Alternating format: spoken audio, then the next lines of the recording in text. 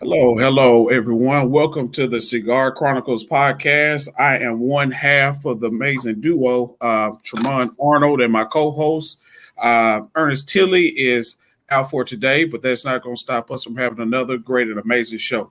Definitely want to give a shout out to BS3 Network as well as Roku TV for giving us the opportunity as well as this platform to host this great and amazing podcast. Also, shout out to our sponsors, Wing Snob, also Soul Brother Cigars, and Crowns by Trey. So, without further ado, definitely want to jump in and introduce our guests. We first have Demarcus Alford. He's a good friend and also a good brother.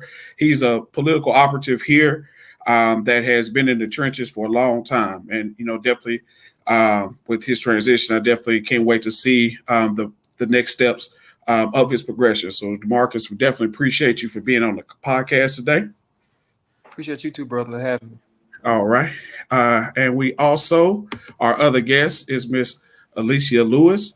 Alicia definitely has been in the trenches with the Democratic Party, County Party. Like I said, I look for her for counsel for a lot of things, and definitely glad that she always makes herself available for me. Let me know the truth and things that I need to do better and things like that. So, Miss Lewis, we definitely appreciate you for having you on the podcast. Thank you for having me. All right. Well, I'm just going to go ahead and jump into the questions, and I'll start off with you, Ms. Lewis, on this question. How do we engage some of these kids in high school to vote? We definitely need to start them out young. So, how do we get them engaged at an early age? Okay, good question. I don't know if you asked this of me but I work in a high school. I'm an administrator in a high school, so I deal with these kiddos every day. And one of the things that is different about this generation of teenagers, I should say, as opposed to what I have maybe experienced over my career, is they want to be knowledgeable of the things that they're hearing.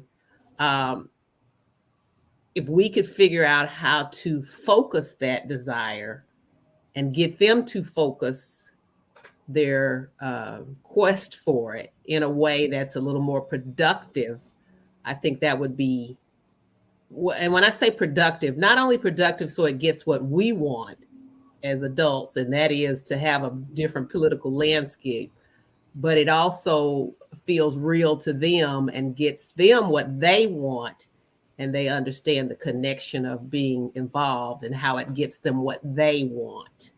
So that's something that we've got to work on. How do we present that concept to students in a way that it's palatable to them?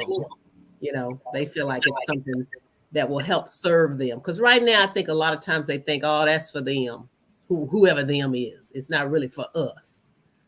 So that would be one thing I think we could work on. It takes specific, concentrated, focus effort. Which I just don't think we use our resources for that at this time. Right. So that's my 2 cents on it. Okay. What do you think, Demarcus? Trey, that's a great question. I think one of the things first we have to do is to make sure that every student, because as a former Lincoln High School graduate, when I was in middle school, they taught us about the voting process, doing mock voting, a while important, and put mock forward as it related to. We weren't voting based upon party, but it was at that time it was okay. This is the issues that's going on, but then they brought in and said this is a Democrat, this is Republican, so and kind of explained in a sense of neutralized they tried to be as to what each party stood for at that time. But one of the things what we can do is to engage young people is to make them a part of the process. And by doing that is these are how the court system works. This is how the district attorney's office works. This is how how the state house works. This is how the congressional government works. Because every single thing I heard a lot of people talking about. Okay, hey, look, we're going to go to if it's whatever it's seated. Okay, just for example, the state house. They said, well, we got to go to Washington with our state rep. Well, that's a state issue.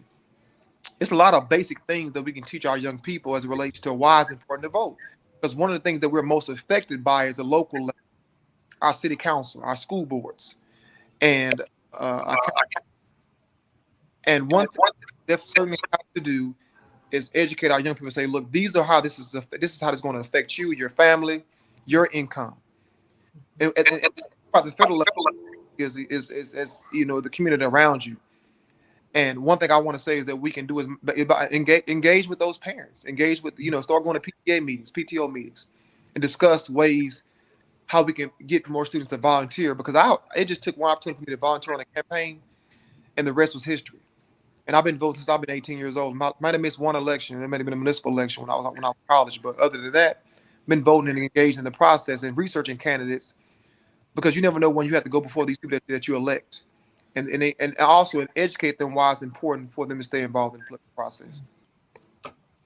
May I ask a question? Where do you, as someone that's a little closer to being in high school than Miss Lewis certainly is, one of the things I noticed is there's not a lot of opportunity for those types of discussions in the curriculum of schools and during the course of the day in school. It's just not part of what we do.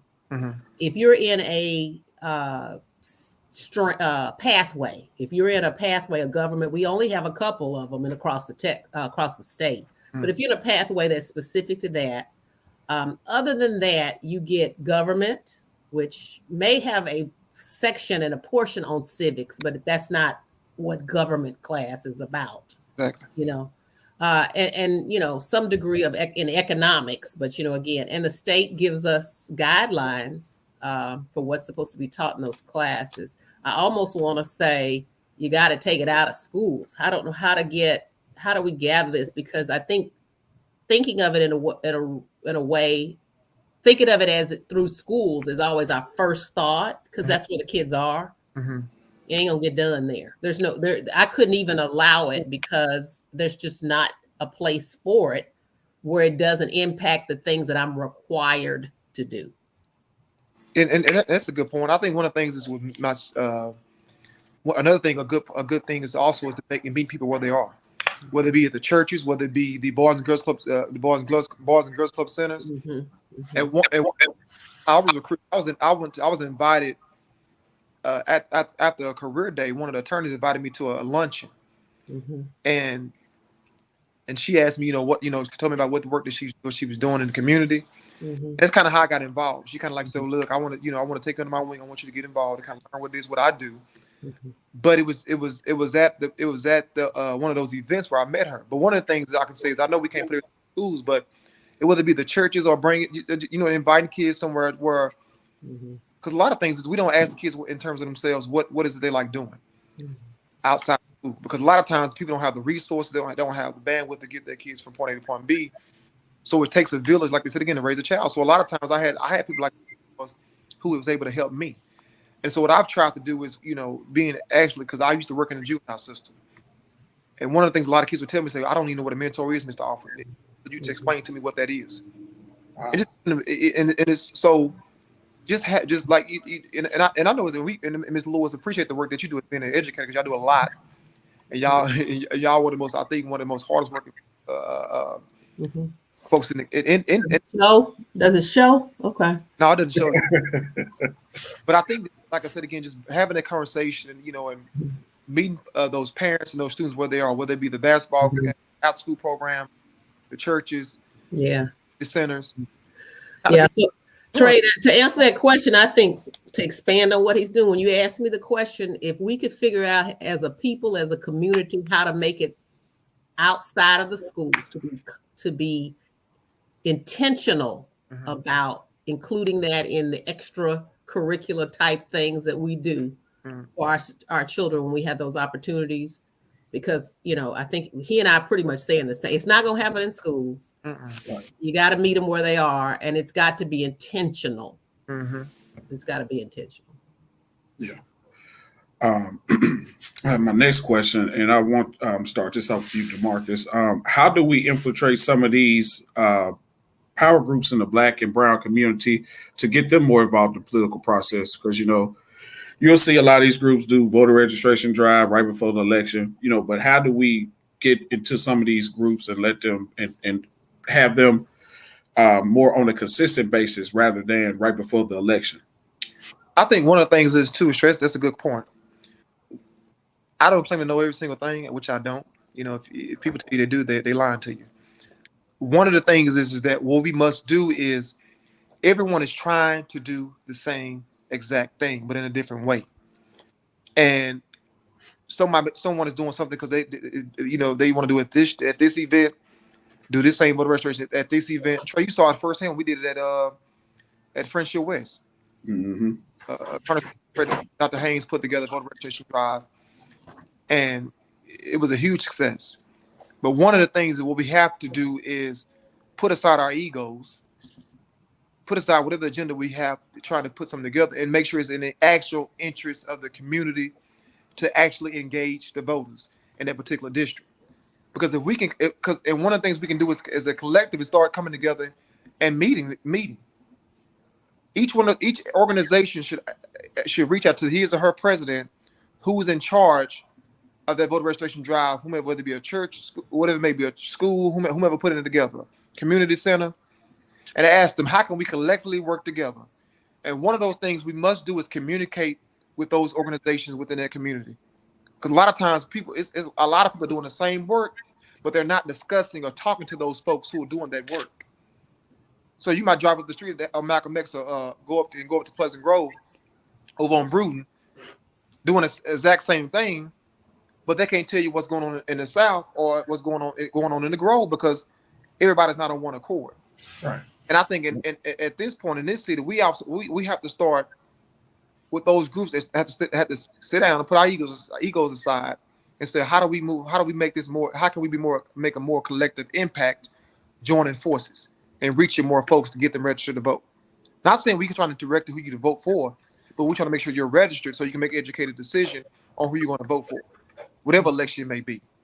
Because one of the things is too, I know I'm probably going on, but one of the things is too is that we look at the school districts. You're talking about $1 billion budget, and we're getting and people are getting being elected with 2,500 to 1,500 votes. But you have more folks voting in presidential elections and national elections than voting in local elections, which affects them the most. And so, but back to the subject that everybody must come to the table and talk about ways they can work together as a collective instead of joining forces separately, trying to make sure that, okay, look, this person getting this credit, this person getting more credit because they did this. But if we join forces, we're better as a collective impact to make on the community, and we join forces together. Same question, you, Ms. Lewis.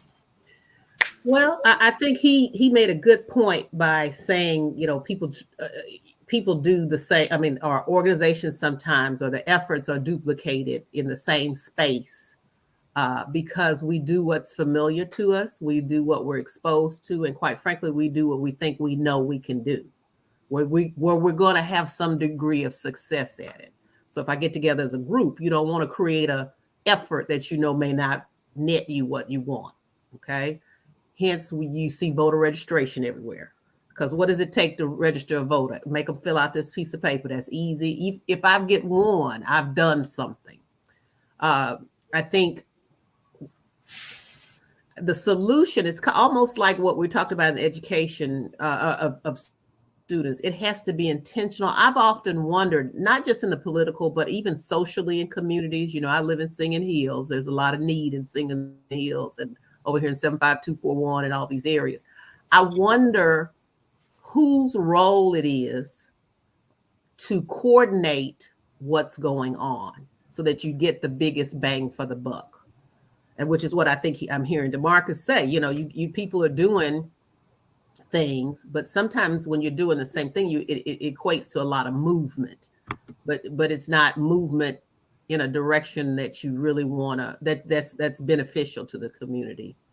So I often ask, if I were rich and I didn't have nothing else, if I didn't have to go to work every day, that would be something I would spend my time on, is helping to coordinate within my community efforts that would balance it out and give the best bang for the buck. That would be, I'd intentionally sit around and come up with ways where if I'm lacking here and there's a little bit over here, more over here, how can I balance it out?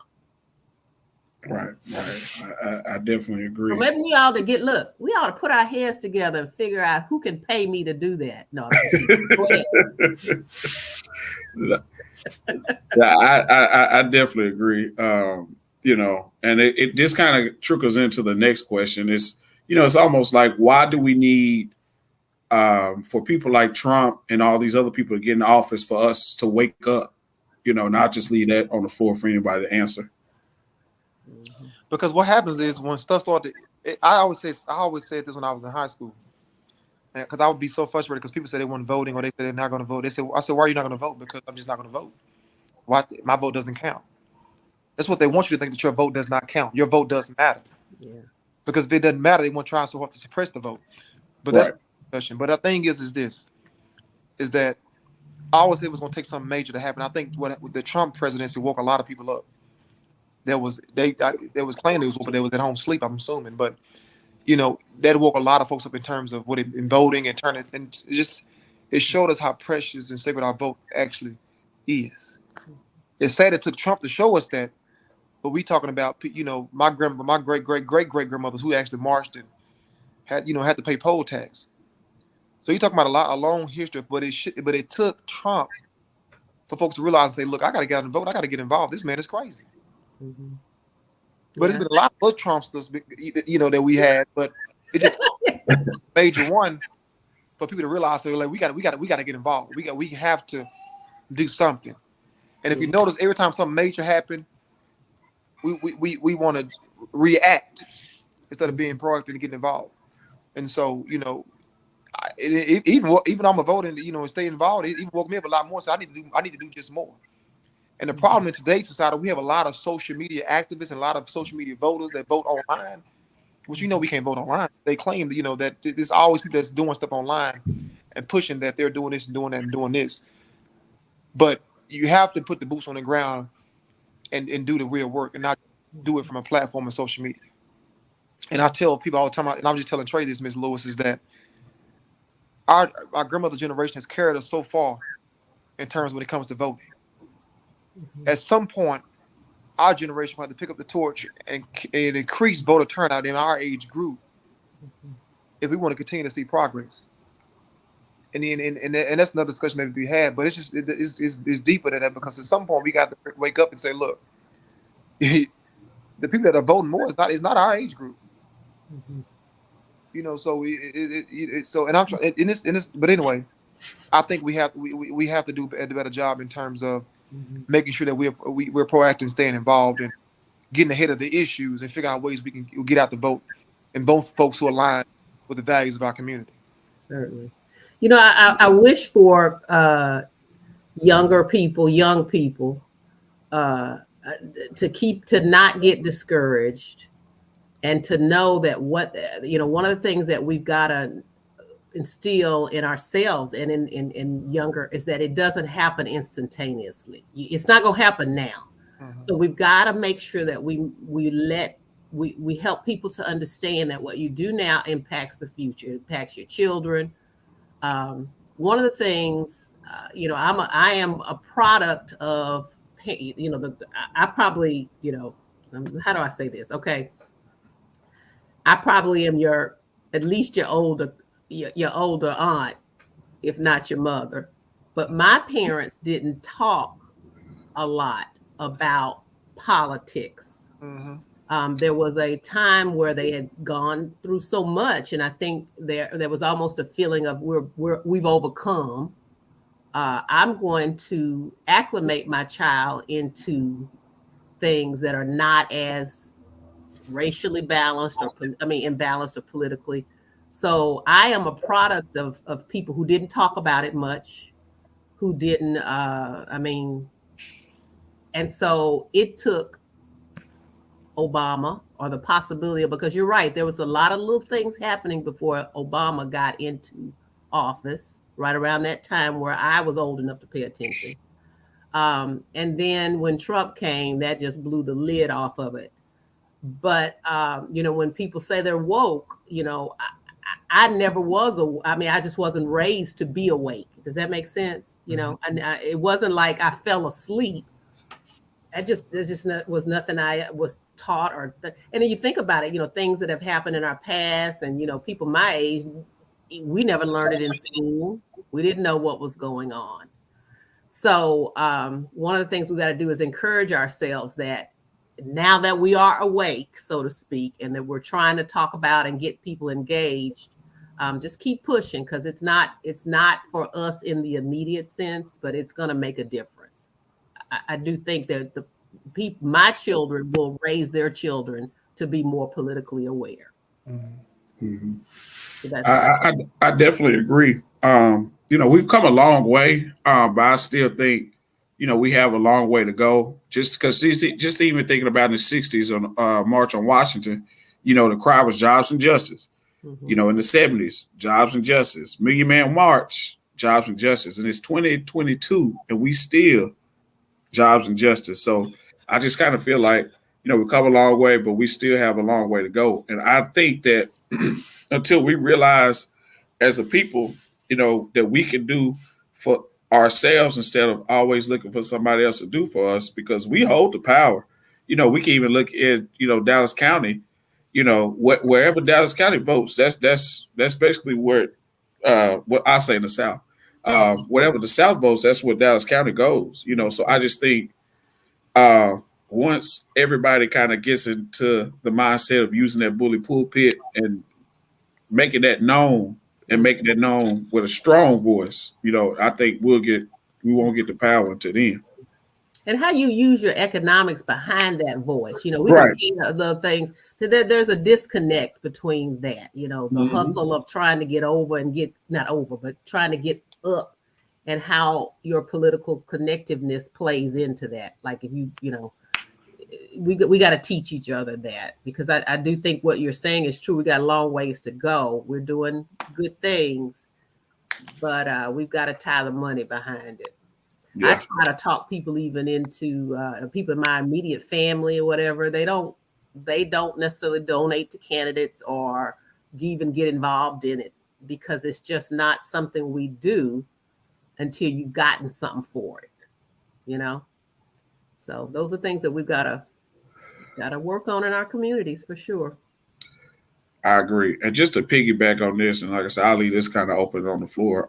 How do we take advantage of this whole social media era to get people engaged? Not just, as the Mark was saying, not just on social media, but actually out doing the work, boots on the ground, getting your hands dirty.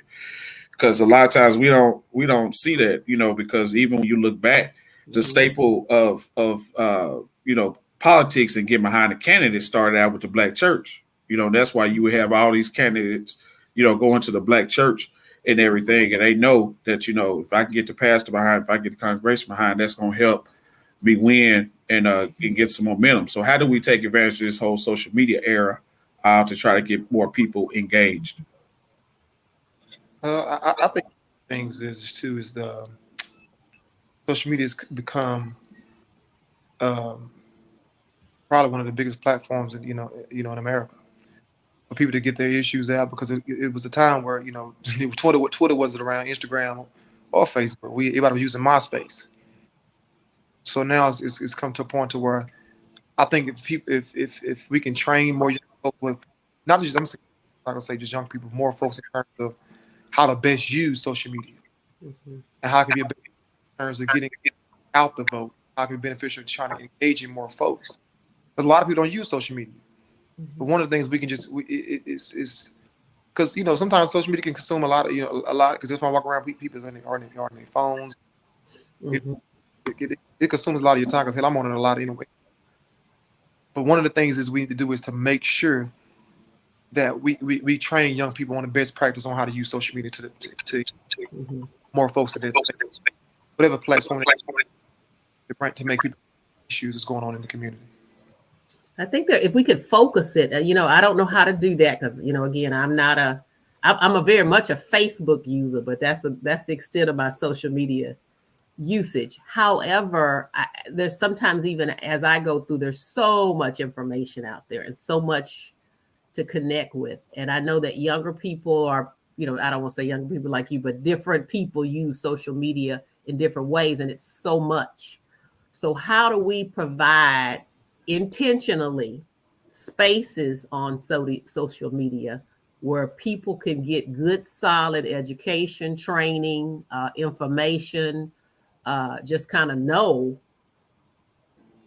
the things that they need to know in order to make informed decisions, feel a part of it. I don't know how to focus it, but that would be what I would think is creating spaces that are known for places to be to help focus that effort. Because I think it's more than just campaigning. Mm-hmm. Because it's the people you're campaigning to, it's the voters that we need to empower and engage. You know what I'm saying? I think politicians know how to get their message out, or at least know that it's available to them. Mm-hmm. But I don't know how we get even the people I talk to my age. I mean, most of my folks are just not gonna engage in something that brings in all that other extra stuff. They'll go for this, but when you start getting out, exposing them to the possibility of all these other topics and other things, they don't do it. Right. We just had someone comment that we need to bring back Operation Breadbasket. Do you remember what that is? Mm-mm. I don't. Okay, let me look that up. It was an organization dedicated to improving the economic conditions of Black communities across the United States. It was operated by Reverend Fred Bennett of Atlanta. And this was back in the '60s. I just learned something because I didn't even know that. Al Sharpton talks about that all the time. Okay. Pictures that. Yeah, I didn't even know that. And just kind of piggyback it off of that. Is it realistic for Texas to turn blue? And if so, like how in a perfect world, how do we turn Texas blue?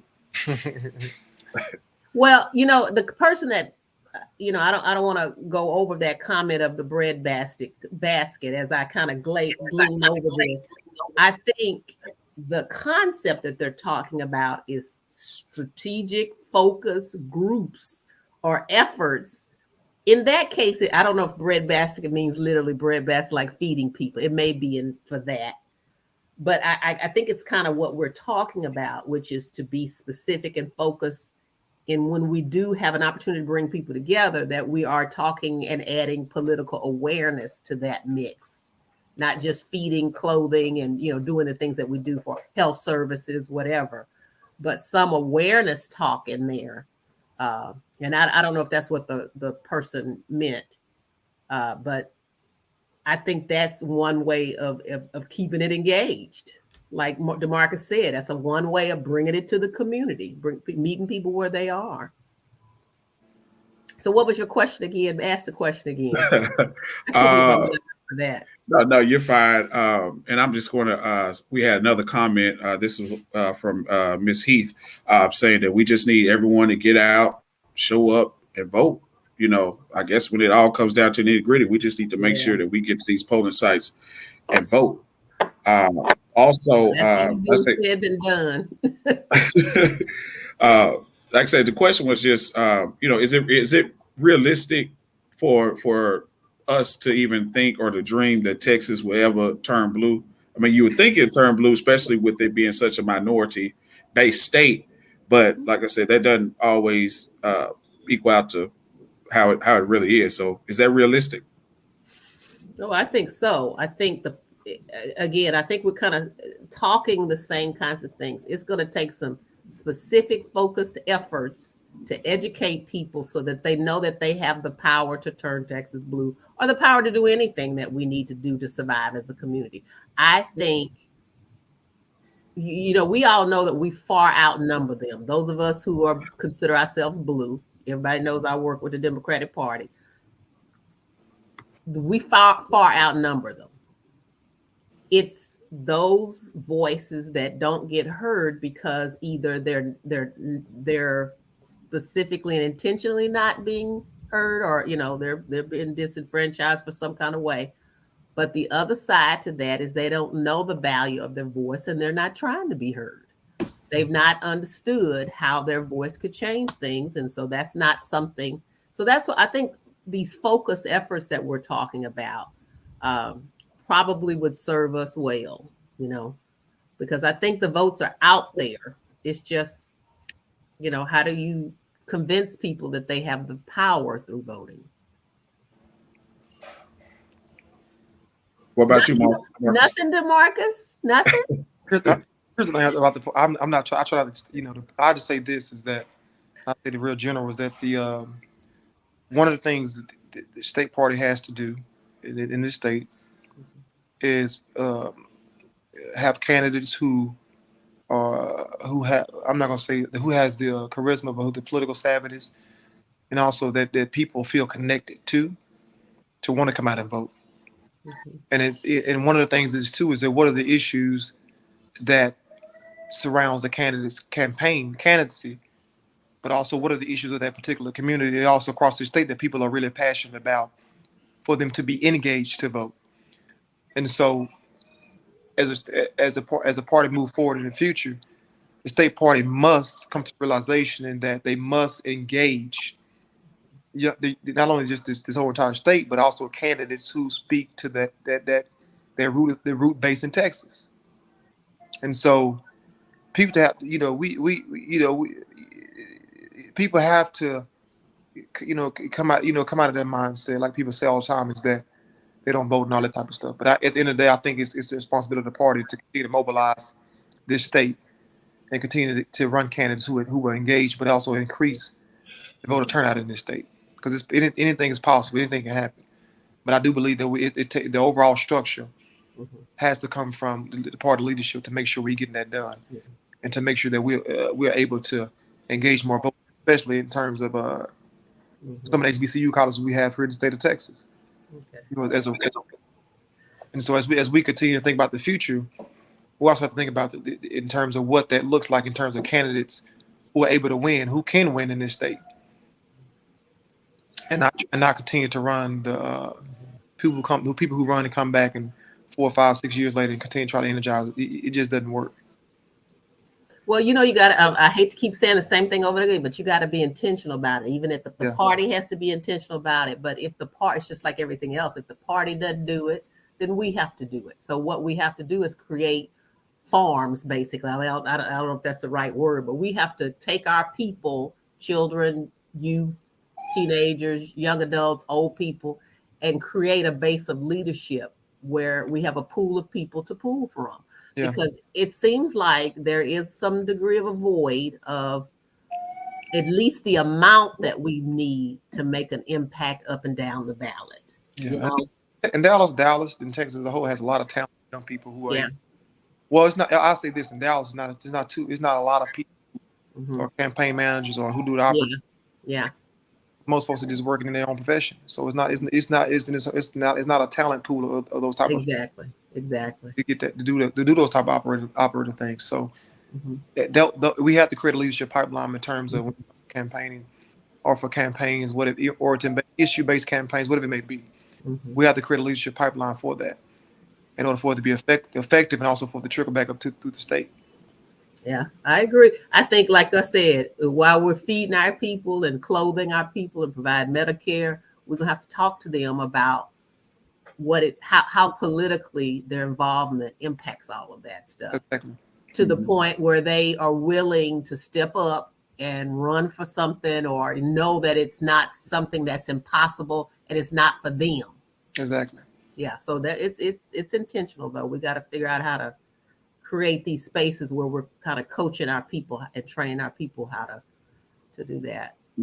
Ms. Heath just made a comment. She said Texas is a non-voting state and not a red state. People have to come away from the I don't vote because my vote doesn't count mindset, which is definitely a good point.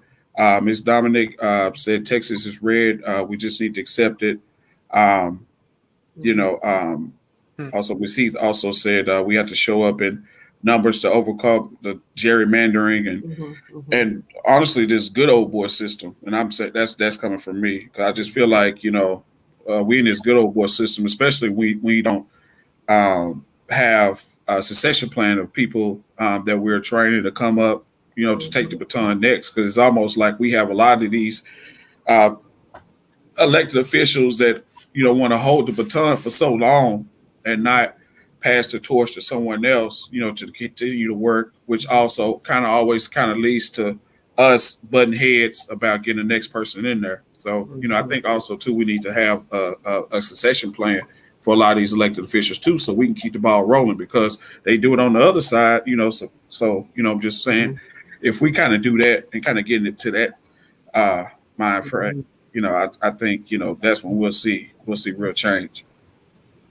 Well, I think DeMarcus was, when we talk about the part, we're going to stick it with Democrats. I think it's a like-mindedness, whatever the party is. But, for us right now, we're talking Democrats. And that has to be a part of the job of the party, state party, local party, primarily state party. He's right. But again, I'm going to offer that in the absence of that, we've got to figure out how to grow our own so that we have that, we maintain those people who can depend on and pull up when the opportunity presents itself. So, but tell her that Texas is not a red state in the amount of people that we have. Texas is red because that's what, that's our challenge, is to get us blue folk to vote. Well, let me ask you this, Ms. Lewis. Do you think the black vote is for sale? Well, I think it's not about I think anything is for sale. Okay, let me just say that right off the bat. I think anything is for sale to a certain degree. And by that, I mean there's an economics tied to everything. And so we've got to be willing to put our money behind whatever it takes to do what we need to do. So in that sense, that's what I mean. But I do think that if we think it's going to happen without us giving up something or putting in effort, finances, or something, we just think it's just going to happen, we'll be disappointed. So I'm going to let DeMarcus talk about the actual sale. Like, what's the exchange? How are we selling or selling out? You got any ideas on that? I think that I don't. Me personally, I will say this because I don't want to get into a debate about what's going on right now. But I will say is that I don't. One of the things is what I've learned is that people tend to label folks based upon who supports them, or who what's the word? Or if you're labeled with some type of group, or you were supporting the type of efforts, then people tend to put you in a category and saying that that you for sale, whatever it may be. But I don't think the black folk vote is for sale. I think that one of the things is that we have to do. We just as a people, we have to make sure we stay engaged, educated on who we voting for, and figure out ways to organize and galvanize our communities, especially in southern Dallas. What's the question for sale mean specific? What do you help me to understand that question? Why would someone ask the question? Has there been circumstances where it paints a picture that it's for sale, or what does for sale mean in this context? I think it's just more so us not being, which someone just put in the chat, is a good point, us not being educated on who's running and just voting for a particular person just because they fall under a specific demographic group, just voting for this person because they're Democrat, not holding them accountable, not making sure that they're going to look for our best interests, just voting for them just because, or, having somebody that was in another party come to our party and, they have resources, they have a lot of these other things, but not looking out for our best interests.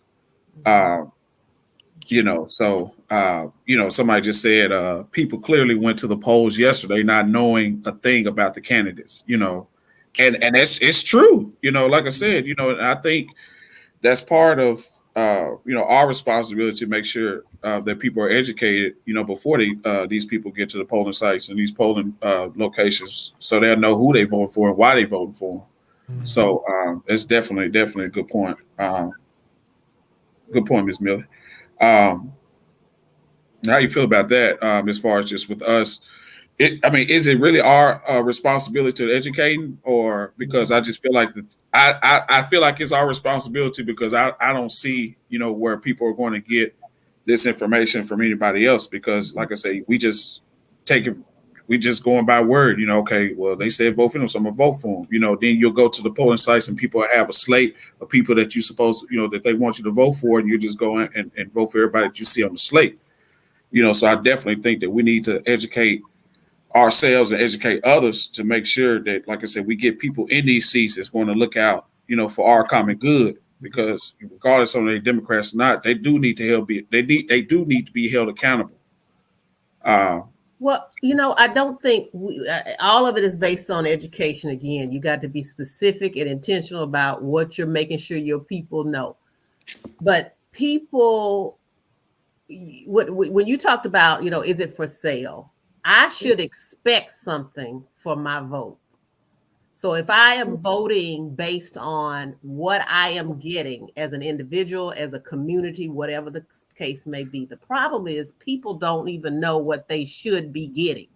People don't know the possibilities of what an elected official, and I think DeMarcus mentioned it, some people don't even know at what level, is it a state level, is it federal level, or where are my expectations to be based on what the person in that office could or should actually be doing for me.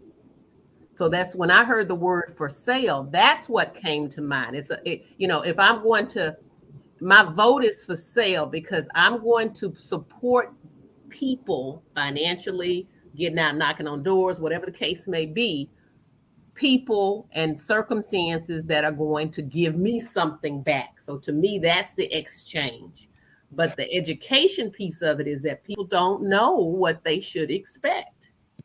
We've got to educate people into what, again, part of the reason people stay in position so long is because the benefit of it is that, you get the best appointments. We got people that's been in state leads and state senate or even federal for long times. Well, the benefit of that, of sending them people back and back and back and back, is through the course of time, they should get the best committee appointments. They should know all the people. They should be there long enough to get all the ins and out to bring us back what we've been wanting or what we're needing in our community.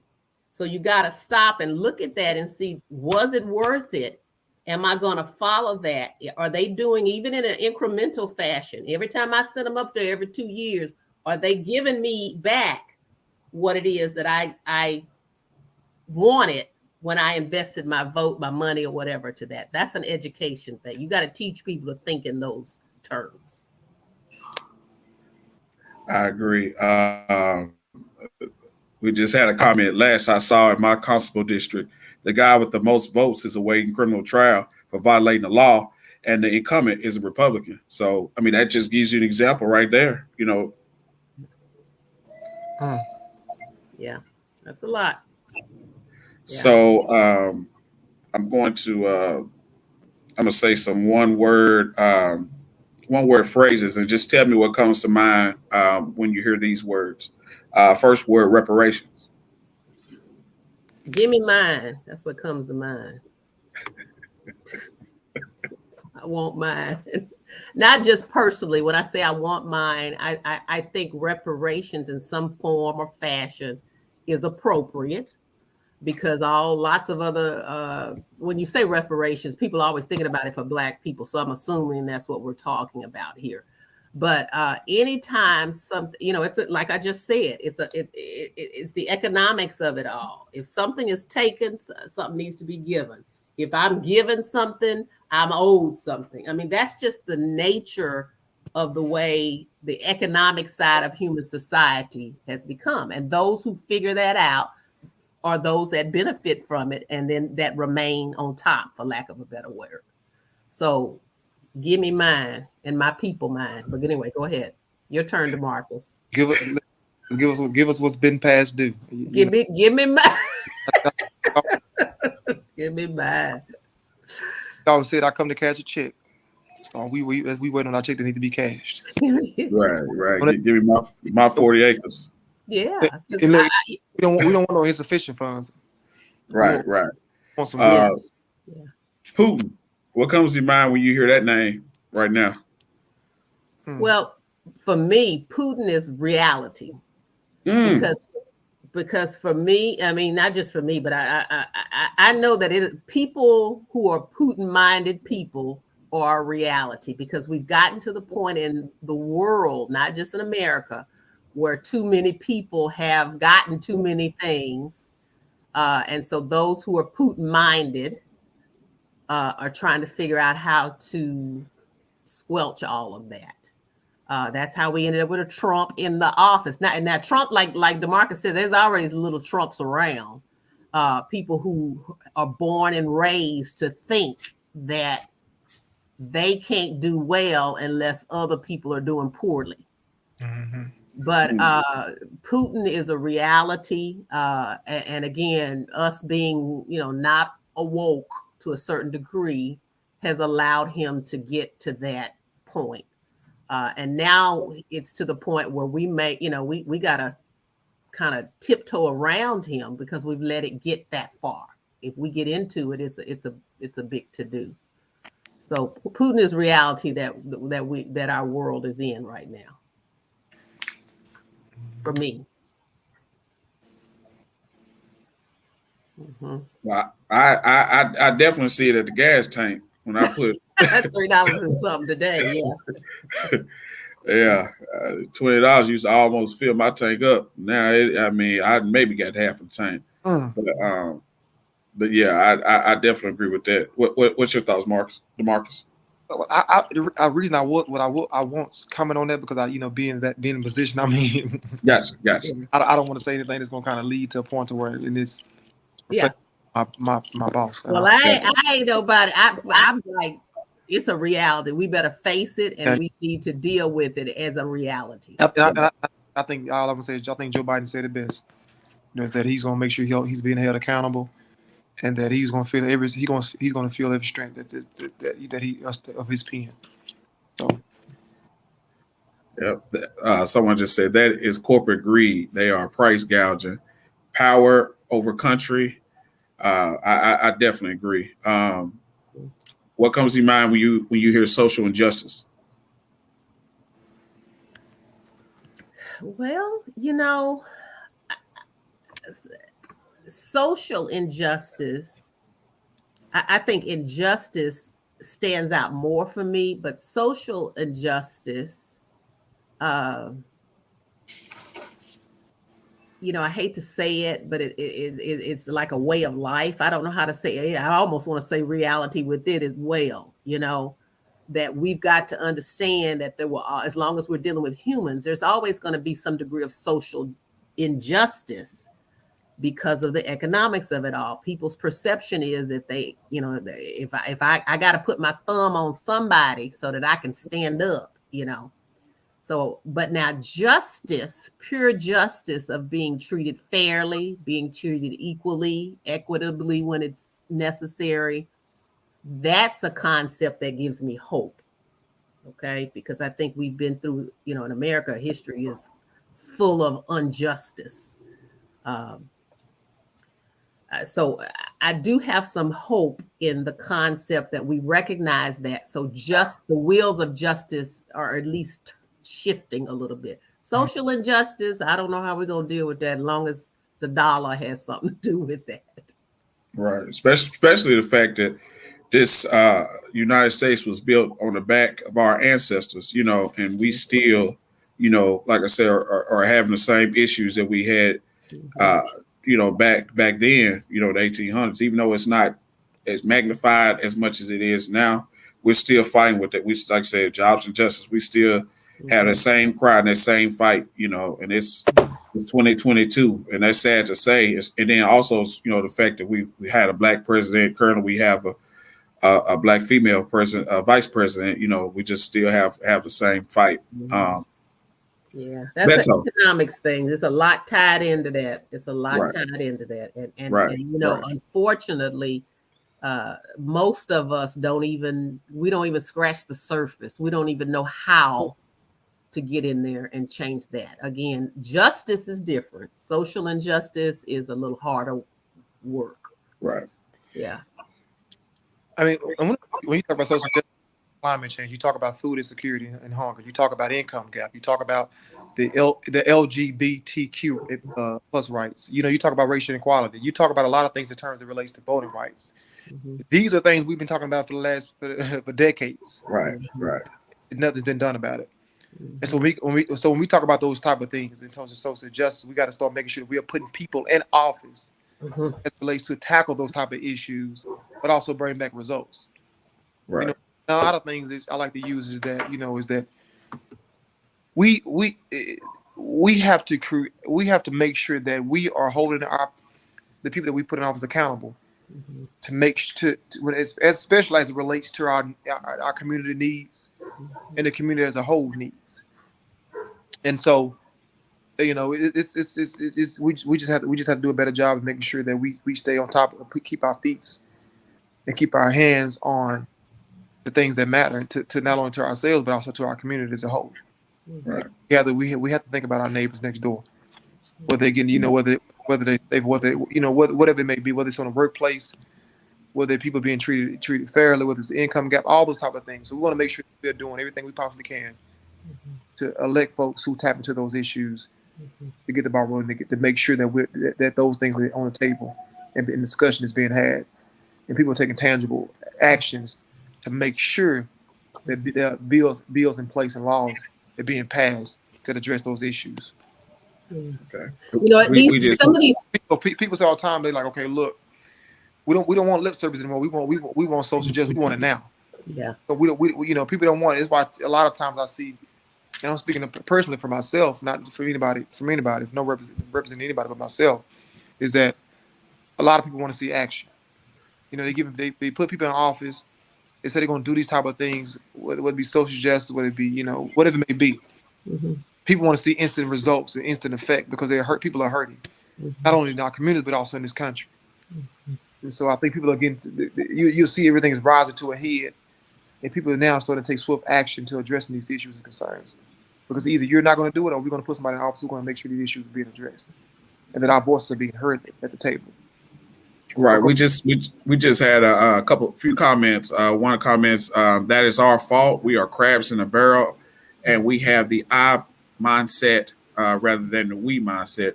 I agree. I agree with that.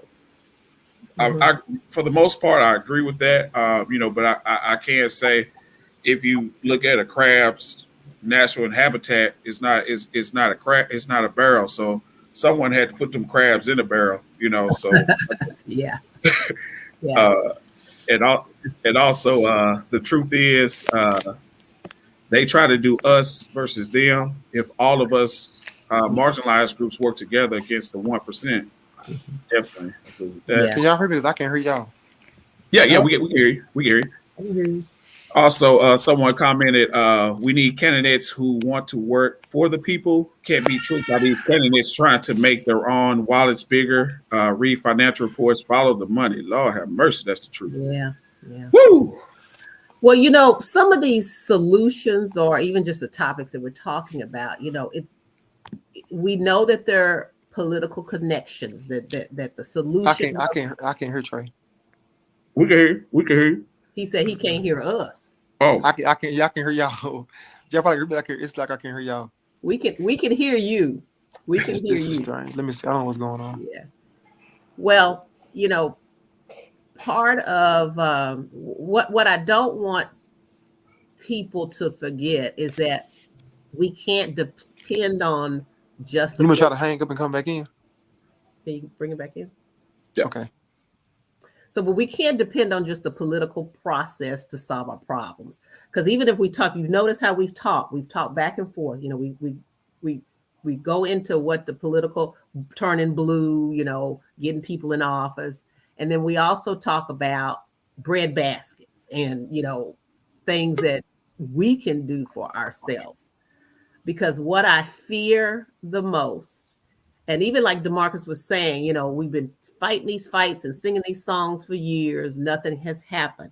What I do think that has happened is that we as individuals and collectively, when we get together, have become more aware of how we can use our resources to impact these changes. So I'm hopeful because we're in a position where we can have the money. That's why you see some of these more liberal type of groups getting together and raising PACs and raising monies, where that used to be just pretty much a conservative and a Republican way of doing things. So I have some hope there. The balance is what it is we expect from the political candidates, the political system, and what we can do for ourselves. And when I say ourselves, I don't mean just Black people. I do mean our community. So, generally speaking, my community in particular is Black folks, but they're just or Hispanic people. So it is what it is. But whatever your community is, I don't agree with the crab in the barrel. Well, because of what you said, somebody had to put you in the barrel and makes you have to fight each other to survive. But I don't think the intention, even when a crab is climbing, it's not to pull somebody else's down necessarily, but they're trying to get above something. You understand what I'm saying? So we've got to just figure out how to do that balance there of what we expect from the political candidates in the process and what we expect to happen or what we can do beyond that to make what we expect actually happen.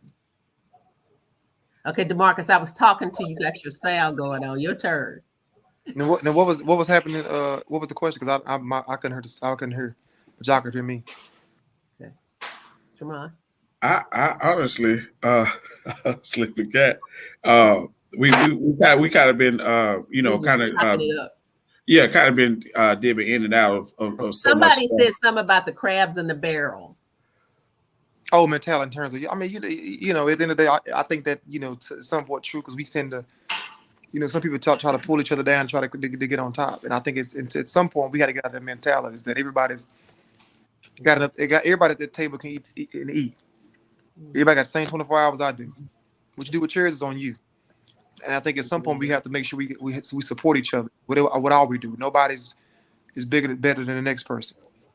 And if we work together as a collective, we can get a lot done. We can accomplish a lot. But I think at some point we have to put aside our egos and differences and start supporting each other. And whatever. Sure.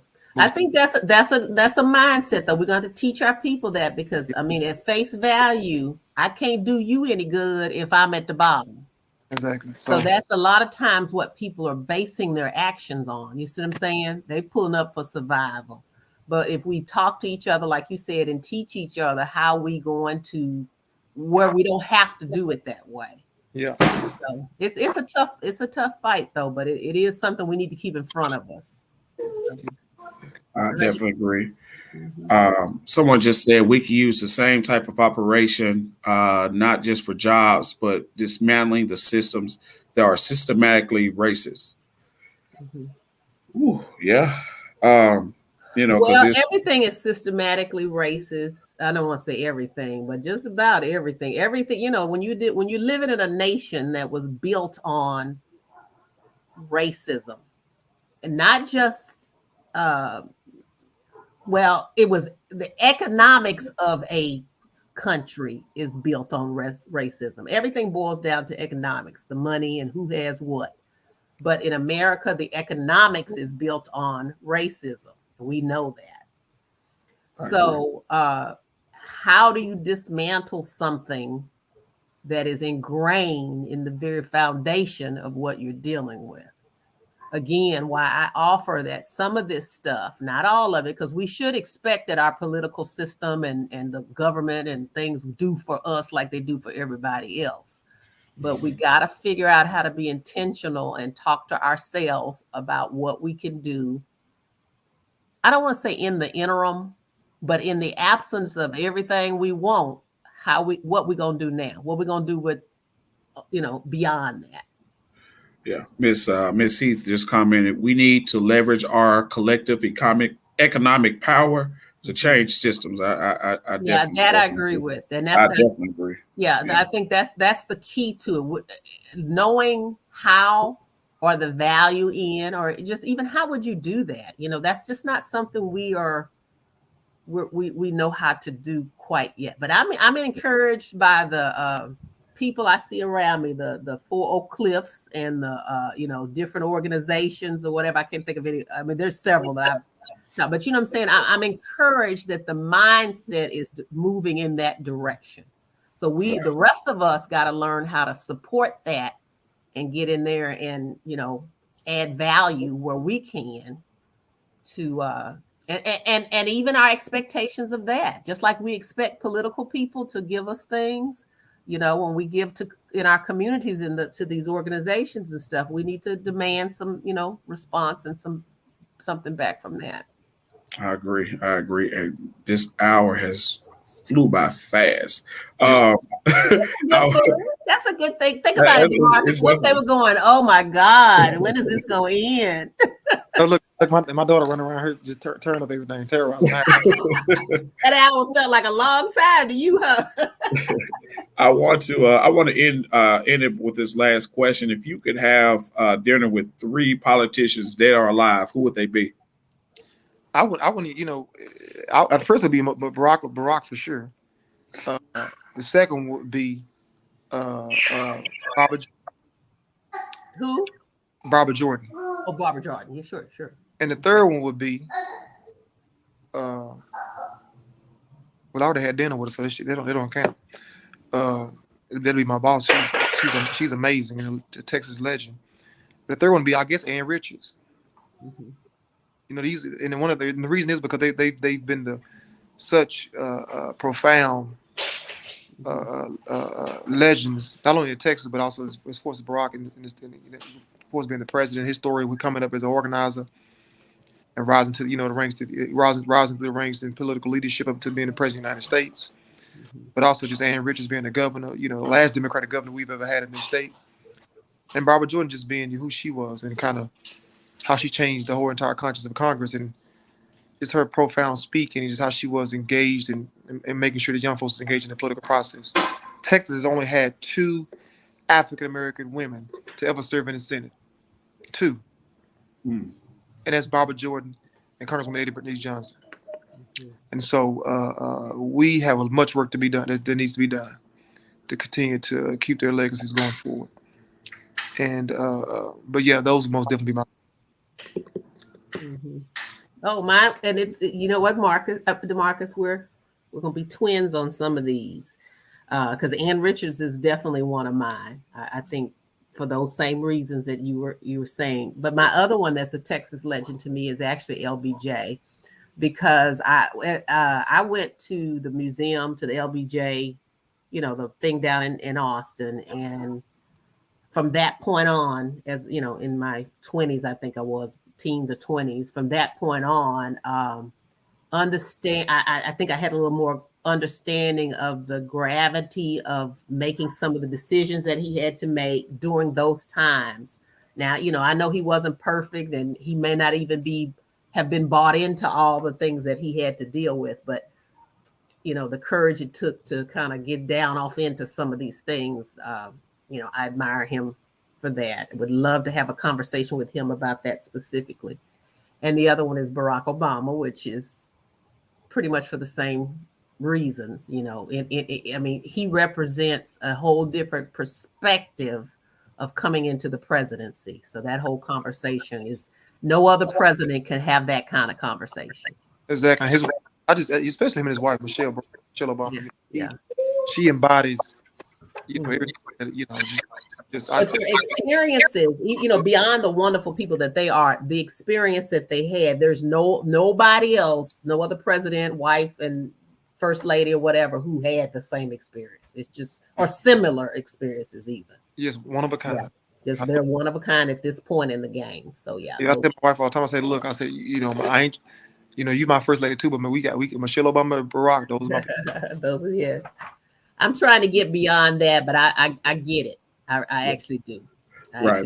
I'm trying to be serious Biden and we had another comment from Miss Heath. I'm gonna have to get Miss Heath on here very soon. We don't have to reinvent the wheel. We just need to learn from our ancestors. In closing, could you tell the viewers and listeners where to find you on social media? Oh yeah, they can find me at I guess they can find me on Twitter at DeMarcus L. Alford. On Facebook, DeMarcus Alford, or Instagram at DeMarcus L. Alford. That's spelled DamarcusLofford.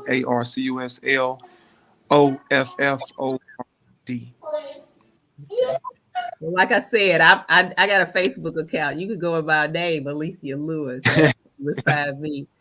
But but one of the things I will do better moving forward is to figure out how to, just like I'm saying, other people need to do this. I'd like to see this. I need to do the same for myself, which is to figure out how to focus my voice and try to help as best I can through the voice that I have. So I'm gonna work on that. And Trey, thank you for Ms. Lisa. It was nice meeting you, Ms. Lewis. You too, Lewis. Yes, you too, Mr. DeMarcus. It was good to meet you as well. Trey, thank you for having us on, man. We always, like I always, appreciate the work you're doing in the community. Yeah, absolutely. We appreciate you all the work you've done and all the sacrifices you made to make sure that not only our parties, but also our community, and people around in those areas. It's willingness to, we appreciate a lot all you do.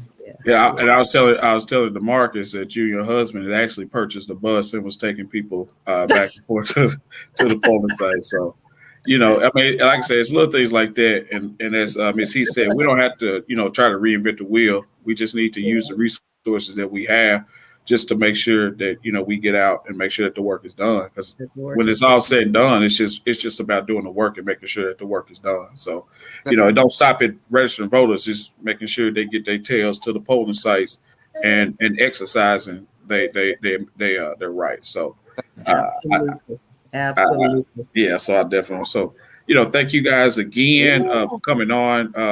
It was a lot of dialogue as far as just in the chat and a lot of things that was coming in. So this definitely was a good show, and thank you so much. And as I told Miss Dominique and Miss Heath, I'm gonna have to get them on here too. But thank you guys again. Stay on, don't hang up. Don't get off the line. We're gonna go ahead and end it. But thank you guys again. This was an amazing show, and we'll catch everybody. I want to tell DeMarcus that I'm praying and hopeful that his daughter's going to rule the world, run the world, just like she's back there running that little space you in right now. I appreciate it. Thank you so much. More power to